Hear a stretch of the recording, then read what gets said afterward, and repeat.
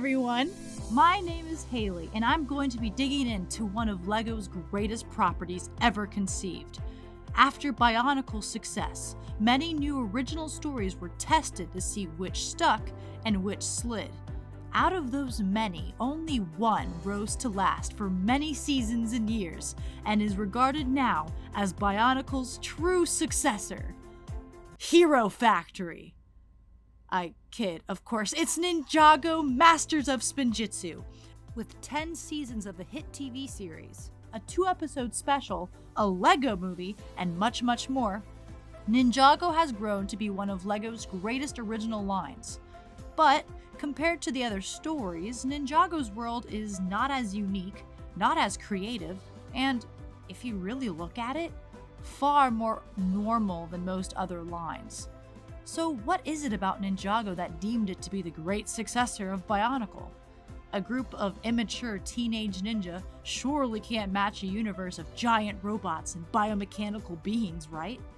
Let's dig in to find out in the first ever episode of Ninjago Autopsy.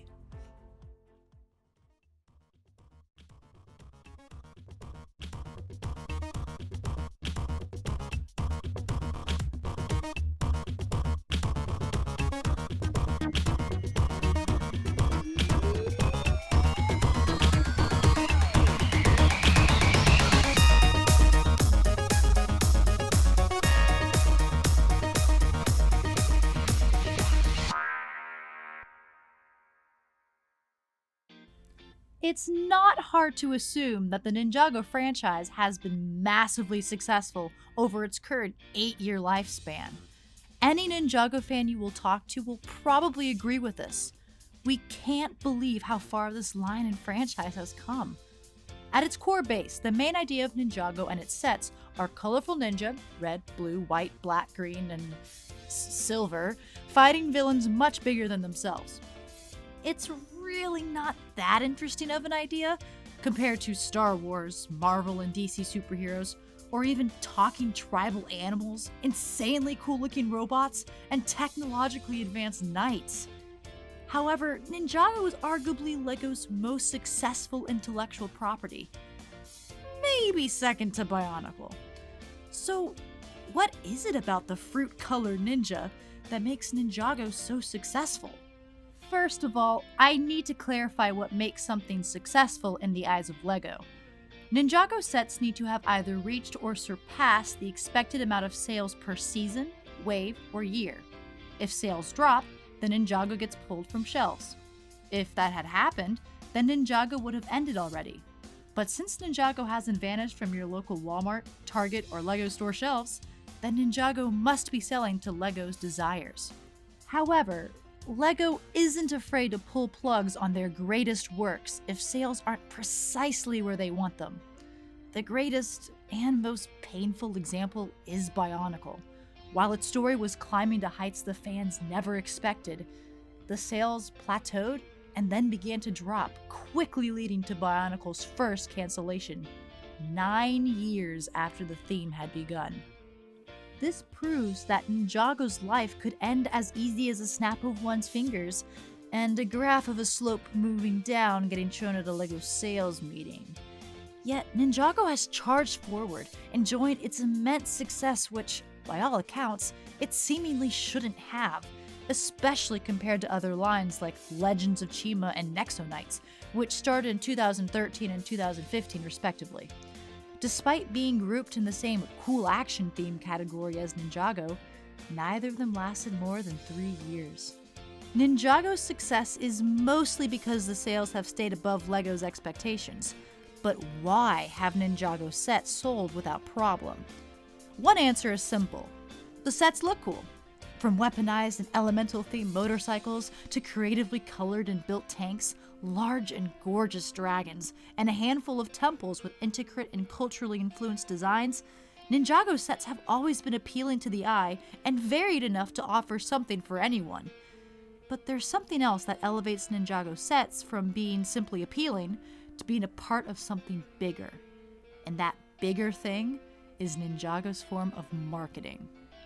At first glance, it may not seem like Ninjago's marketing is anything truly special. There's no real set commercials or new theme reveals that jump out as being momentous for Ninjago's success as a brand. In fact, the only commercials I can think of that have done anything of huge value ended up acting as spoilers. But that's a discussion for another day. No, Ninjago's marketing is a little different. And if you know anything about Ninjago, then I can say with utmost confidence that you are familiar or have watched their more cinematic commercials. All 100 and counting. I'm referring to any visual media Ninjago has done to reach a mass audience. This includes the Lego Ninjago movie Warner Brothers produced, DS games, cross-platform video games, the quick-read paperback books, and of course the source for all I just listed, the Ninjago TV series. All of this media at its core is just advertising for the sets that are under the Ninjago name. However, Ninjago has evolved into something much, much more than just a simple cinematic commercial just trying to make the toys look appealing. There are many factors that have changed Ninjago over time into the massive success it is today. Let's take a look at the main aspects. The first thing is the increasing production value of the series. Production value is the technical side of analyzing a TV series or film to determine if it was made well in the first place beyond judging the content and themes. On the technical side, Ninjago has mastered almost every angle either right off the bat or as time went on. For starters, the animation has done nothing but improve over each season. Anytime there is an obvious jump in the quality of the animation, there is an outstanding difference in comparison of realistic lighting, rigging of the characters, creating beautiful and unique locations, and highlighting small details that the animators hadn't have done earlier. The greatest example of this is comparing how Kai looked in the pilot episodes versus how he looked in Hands of Time, or even Hunted. Not only has the design of the minifigure's torso, legs, and feet become more detailed and personalized, but the obvious separation of Kai's body from his setting has faded to almost no visual implication that he is not a part of the animated surroundings he is currently in. That includes the lighting on his body, and especially the incredibly intricately shaped hairpiece. On top of the animation, Ninjago's score was massively appealing even from the very beginning. From the overture to the final battle, Jay Vincent and Michael Kramer have composed nothing but beautiful and exceptional music that fits the theme of Ninjago perfectly.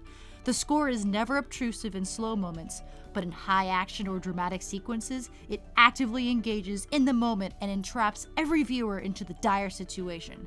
Their masterful compositions helped mature the series before it even had a name for itself. To Jay and Michael, a massive bravo. Another factor is the voice acting talent and their contribution when not behind the mic. Vincent Tong, Brent Miller, Kirby Morrow, Michael Adam Thwaite, Kelly Metzger, Jillian Michaels, Sam Vincent, Paul Dobson, Mark Oliver, Scott McNeil, Ian James Corlett. I could keep going. The talent that Ninjago has for the voices of the ninja and their allies and opponents are arguably some of the best in this cartoon era. From delivering hilarious jokes and genuine laughter to spilling heartfelt monologues about not giving up, making the impossible happen, or how to deal with the recent deaths of a boyfriend and brother. Okay, Tommy was right. That delivery by Kelly really was the best. Every voice has a unique and powerful contribution, and I cannot think of one character in the show whose main flaw is bad voice acting. Kudos to the guys and gals behind the mic. But what makes these actors different from other kids' cartoons coming out now? Easy. We have a guy named Brent Miller. If you don't know who Brent Miller is, here's the quick answer. Find him on YouTube, subscribe, and watch his first video. The longer answer is that he's the voice of Zane in Ninjago, who in his limited free time of being a dad and a successful voice actor, has started a channel on YouTube in which he has interviewed other Ninjago actors, built sets while answering questions, let us see some of his family through vlogs, and a ton of other amazing tidbits and shenanigans that other voice actors really don't show. He's currently interviewed 22 amazing people, such as Vincent Tong, Paul Dobson, Heather Dorkson, Scott McNeil, and even gone out of the voice actor bubble to interview other important heads in Ninjago, such as Simon Lucas, the creative designer, the Hageman brothers, the main writing duo, Peter Hosna, the animation supervising director, and even Tommy Andreasen himself, who is a producer and the showrunner of the series. Basically, Brett Miller has drawn a very close and very rare tie between the fans and the people who make Ninjago happen. This makes fans more eager to explore more about Ninjago and its history, its inspiration, and all the small details in the middle. Brett helps make that possible, and for that, the fans have given our undying thanks. The next aspect isn't exactly tied directly to the TV series, but it has helped the Ninjago community grow over time. The Twitterverse of Ninjago production heads are tightly connected with the fans, and they constantly answer fan questions, release fun facts and cool tidbits, and share never-before-seen content. The main people who constantly communicate on Twitter are the great Tommy Andreasen, the Hageman brothers, and Simon Lucas. They keep our interest in the show peaked even in slow moments between seasons or when new content from Ninjago hasn't been released for a while.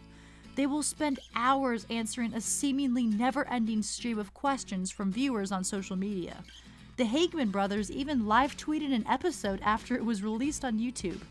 While it is getting popular for creative heads to interact with fans on Twitter, it is important to acknowledge that the community that exists between the creative forces and fans on Twitter is essential to the success of the show. The last aspect, and arguably the most important, is hopefully obvious.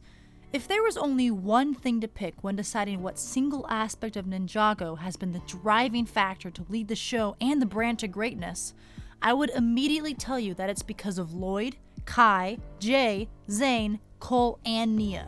The main characters of Ninjago have held the line since the pilots because they are all dynamic, interesting protagonists who all, in turn, shared the spotlight, grown, and matured. One aspect that many shows, animated and live action, lack are dynamic characters that change as the show progresses. If the characters remain static and only the circumstances they live in change, then it will eventually get old after time. Exceptions to this are non-linear comedy shows such as SpongeBob, Big Bang Theory, and The Office, in which it isn't entirely necessary to view the episodes in a specific order. However, linear stories such as Ninjago, The Flash, and Game of Thrones are told chronologically, and the story continues into each episode. Chronological storytelling is almost never used in children's media because it is difficult for a kid to understand that certain episodes must be played in a sequence in order to comprehend the story. However, Ninjago jumped into the difficult style and flourished because the characters continue to be interesting as the seasons go on. Their personalities, physical features, and relationships constantly shift, which keeps the viewer engaged not only in the story, but in how the story will affect the ninja. Kai turns from a cocky student who desperately wants the title of the Green Ninja to a driven teacher who would stop at nothing to protect Lloyd. Zane, after discovering he was a robot, learned what it meant to stop trusting logic and start trusting others, which led him to the sacrifice that shocked every Ninjago fan. Jay spends an entire season fighting for his relationship with the love of his life, even rewriting time so that he could finally be with Nia. Cole had a full 9-season arc around food, but also battled his unsettled conscience about being a ghost, which drove him to face Master Yang. Nia shocked us all by not just being the constant damsel in distress in the series, and slowly built her way to being a ninja like the others. And Lloyd? Well, he's got so many you could pick any episode at random and get a piece of Lloyd's character growth. The constant changes in the protagonists of Ninjago are essential to the success of the show because it keeps the show interesting as the years go on. Without the dynamic energy of Ninjago's ninjas, the series and line probably would have ended about 5 years ago. However, the brilliant writing and directing of the series kept the ninja alive and real, and have constantly never made the viewers comfortable with just one version of each ninja. Every season we are excited to see what the ninja have to face, and how they will be changed by it. While each ninja has their own quirk or role to the team, their character as a whole is flexible and inconsistent. This decision by the writers not only captured the young fan audience, but an older fan audience as well. The question now isn't how Ninjago got successful, but how long their success will last. On the cuff of 10 years as a franchise, Ninjago was celebrating their legacy and their accomplishments, which is definitely deserved.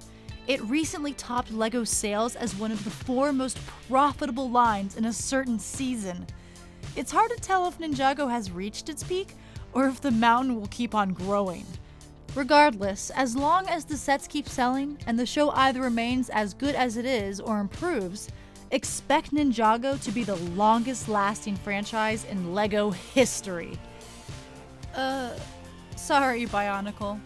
These ninja aren't quitting. What do you think? Is there more to the success of Ninjago? Let me know in the comments below. If you liked the first ever Ninjago Autopsy, leave me a like. And don't forget to subscribe to TTV for more amazing Ninjago, Bionicle, and other LEGO content and beyond. Thank you for joining me for Ninjago Autopsy, and I look forward to next time.